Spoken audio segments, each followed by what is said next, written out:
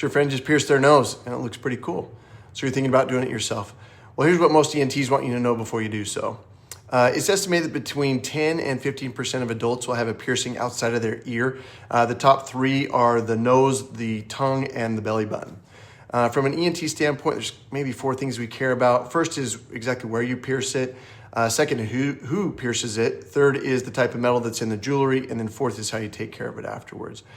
Now, remember that your nose is not just skin, okay? There's a cartilage skeleton and then a skin envelope, and that cartilage does not have a great blood supply. And so infections in that it doesn't fight off very well and can lead to more significant complications more easily.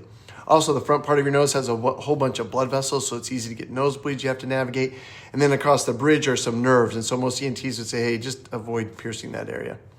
Also, your nose is not the cleanest place in the world, believe it or not. Full of bacteria, right? It's dark, it's warm, it's wet. Staph aureus is the most common bacteria that we have in our nose. And then we're touching our nose all the time. Across body piercings, it's estimated between 10 and 30% will have infection. There's no hard number for the nose, but we think it's somewhere in there, probably 25%.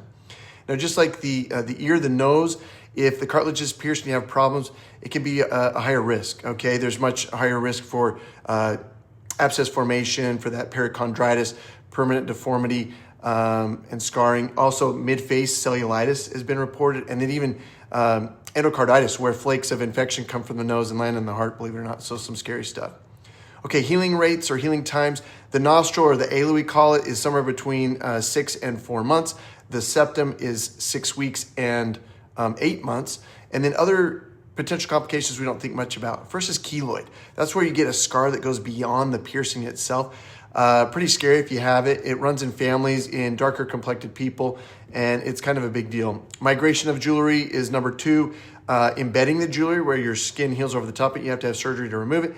And then cheap metals. So ask for a surgical still, implant grade titanium, or even gold. Now, who you pierce is probably the most important, okay? Don't trust your friend because they watched a YouTube video, okay? Shop around. It's loosely regulated, so you need to really shop around. Find someone who knows what they're doing, knows the anatomy, uses sterile technique.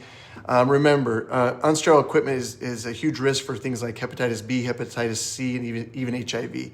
Skip the bridge if you have any heart conditions or immunosuppression. You'd probably want to talk to your doctor before even considering it.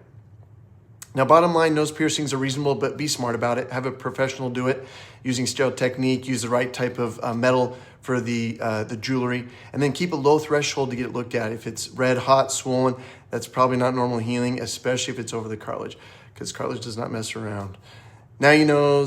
If you like this video, please share it and follow for more.